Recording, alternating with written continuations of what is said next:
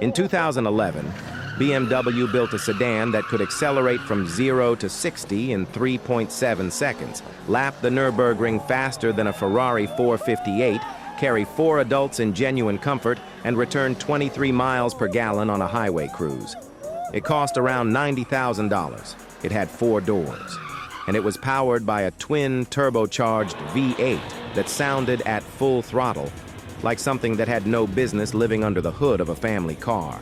The F10 M5 was, by any objective measure, one of the greatest performance saloons ever built. And BMW has spent the years since trying, and largely failing, to build something that makes you feel the same way about sitting behind the wheel. That is the argument this video is going to make. Not that the F10 M5 was perfect, it was not. But that it represented something specific about what BMW used to understand about the relationship between a car and its driver, something that the current lineup, for all its horsepower and technology and carbon fiber trim options, has quietly lost. But to understand what made the F10 special, you have to understand the weight of history it was carrying. The M5 nameplate has always been freighted with expectation. The original E28 M5, launched in 1985, was the first 4-door car in the world capable of exceeding 150 miles per hour. The E39, which arrived in 1998, is still considered by many to be the definitive version. A naturally aspirated 4.9-liter V8, a 6-speed manual, and a chassis so well balanced that it felt like BMW had cracked a code no one else had even found the door to. Then came the E60, and the E60 is where the M5 story gets complicated. The E60 M5, launched in 2004, was powered by a 5.0-liter V10 borrowed directly from BMW's Formula One program. It produced 500 horsepower, revved to 8,250 RPM, and sounded like nothing else on 4 wheels. It was, in the specific category of engines that made the hairs on your arms stand up, one of the greatest ever fitted to a road car. But it came with a 7-speed sequential manual gearbox, the SMG3, that was, depending on your tolerance for its particular character, either an acquired taste or actively unpleasant. It was slow at low speeds, harsh in traffic, and prone to expensive failures as the cars aged. The V10 itself, spectacular as it was, had reliability concerns that became more pronounced as the mileage climbed. And the chassis, while extraordinary at the limit, asked more of its driver than most M5 buyers were prepared to give. The E60 was a car that demanded something from you. Whether that was a virtue or a flaw depended entirely on who you asked. BMW's answer, with the F10, was to build an M5 that was equally fast, but substantially easier to live with. And the question that has defined the F10's reputation ever since is whether that was the right answer. The engine BMW chose for the F10 M5 represented a philosophical departure that, at the time, felt almost heretical. Out went the naturally aspirated V10. In came the S63, a twin turbocharged 4.4-liter V8, producing 552 horsepower and, crucially, 502 pound-feet of torque, available from just 2,500 RPM. The numbers were extraordinary. But numbers were not the controversy. The controversy was what those numbers meant for the character of the car. A naturally aspirated engine, particularly one revving to 8,000 RPM, delivers its power in a way that rewards the driver for working it. The power builds linearly, the soundtrack escalates with the revs, and the experience of extracting maximum performance requires active participation. You have to be in the right gear at the right moment. You have to plan ahead.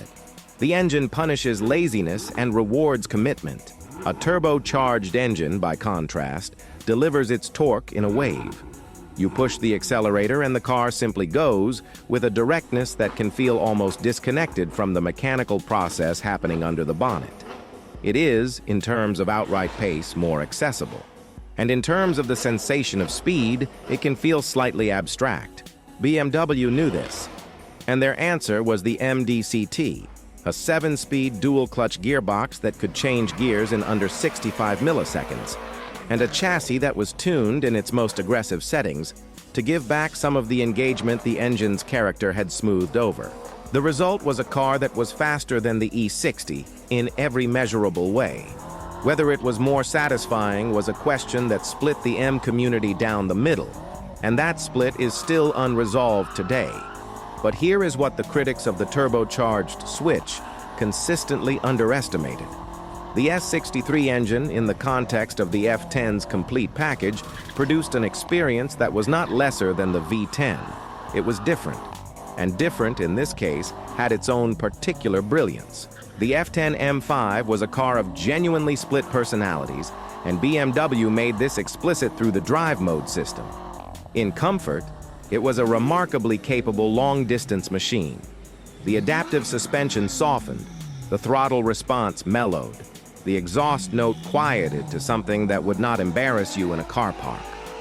It was, in this mode, faster than almost anything else on the road while drawing almost no attention to itself. In Sport Plus, it became something else entirely. The suspension stiffened to a degree that felt almost confrontational on imperfect surfaces. The throttle sharpened. The gearbox held ratios longer and changed down with a violence that jolted your head back. And the exhaust, freed from its comfort mode restraint, opened up into a sound that had no business coming from a turbocharged 8-cylinder. A deep, layered bellow that built through the rev range and cracked on each upshift. This dual nature was, for many buyers, exactly what they wanted. A car that could collect the children from school on a Tuesday and terrify a Porsche 911 on a Sunday without requiring any physical or mechanical reconfiguration. A car that wore its performance invisibly until you chose to reveal it. And it was this invisibility, paradoxically, that made the F10 one of the most forensically capable performance saloons ever built. Because while rivals were busy looking fast, the F10 was quietly being fast.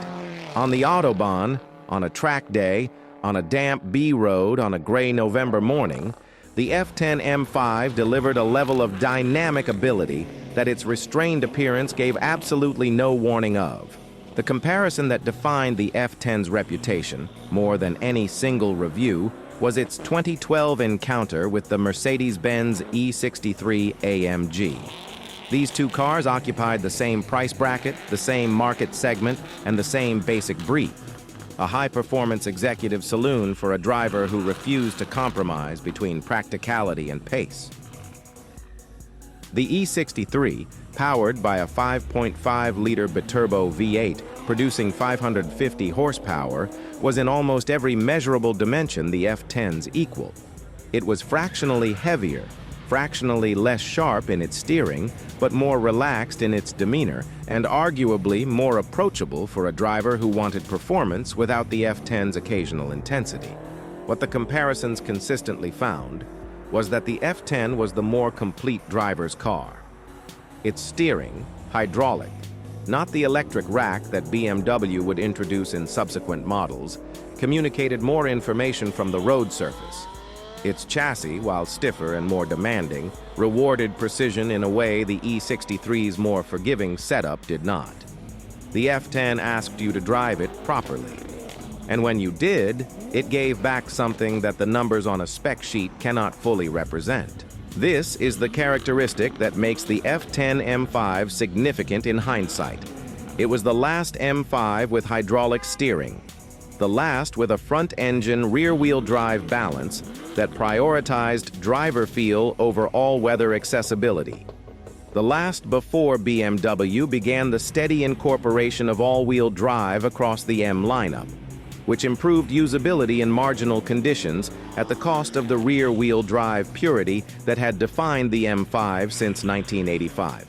The F10 was not the end of the M5, but it was the end of a particular idea of what the M5 was supposed to be. The competition package, introduced in 2014, is worth its own discussion because it addressed the one consistent criticism of the standard F10, that in its default configuration, the chassis was slightly too compliant, the steering slightly too light for a car with this much power. The competition package added stiffer springs, recalibrated dampers, a revised exhaust system, and minor aerodynamic additions. It did not increase power. What it did was sharpen the car's responses to a degree that transformed its character. The steering gained weight. The body control in fast corners tightened. The car felt, in competition specification, less like a performance saloon and more like a four-door sports car that happened to have a rear seat. Many owners, in retrospect, consider the competition package the definitive version of the F10. Not because the standard car was insufficient, but because the competition package revealed the full extent of what the platform was capable of. And that extent was, it turned out, rather extraordinary. Today, the F10 M5 occupies a position in the used market that rewards patience. Early examples can be found for under $20,000. Today, the F10 M5 occupies a position in the used market that rewards patience. Early examples can be found for under $20,000, which for a car of this ability represents one of the better performance bargains currently available. The S63 engine, properly maintained, is robust. The gearbox is reliable. The electronics, while complex, are well understood by independent specialists. The risks are real.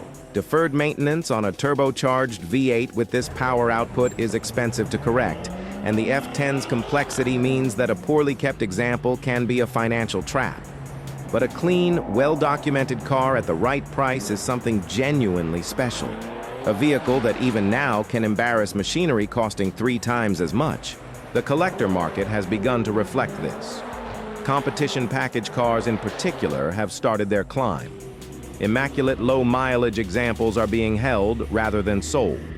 The community that formed around the F10 is active, knowledgeable, and fiercely protective of the car's reputation, which, in the automotive world, is usually the first sign that something significant is being recognized before the broader market catches up. The F10 M5 was not the last M car BMW built, but it was, in a meaningful sense, the last M5 built on the premise that the driver was the most important variable in the performance equation. Every M5 since, the F90, with its all-wheel drive and electrically assisted steering, the upcoming hybrid successors, has been a more capable car in the raw performance sense. Faster in a straight line, more grippy in the wet, more accessible to a broader range of drivers. And in becoming more accessible, each generation has moved the M5 slightly further from the thing that made the nameplate matter in the first place. The E39 is considered the purist's M5. The E60 is considered the enthusiast's M5. Flawed, demanding, unforgettable. The F10 sits between them, which is perhaps why it has taken longest to be fully appreciated. It was too modern to satisfy the E39 purists and too refined to excite the E60 romantics. It was, in the moment of its existence, slightly too sensible to be celebrated. But sensible, it turns out, was not the whole story. The hydraulic steering, the rear-wheel drive balance, the chassis that rewarded commitment. These were not compromises.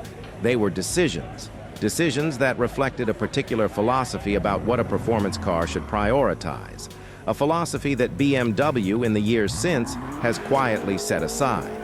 The F10 M5 was the last time BMW built a car that trusted the driver completely. That assumed the person behind the wheel was capable of handling what the engineers had built, and did not need the electronics to manage the gap between human ability and mechanical capability. Whether that trust made it better or simply more demanding is a question each driver has to answer for themselves. But it is harder to argue that any M5 built since has made you feel quite the same way about the act of driving. And in a world that increasingly builds performance cars for passengers rather than drivers, that might be the most important thing the F10 M5 ever did.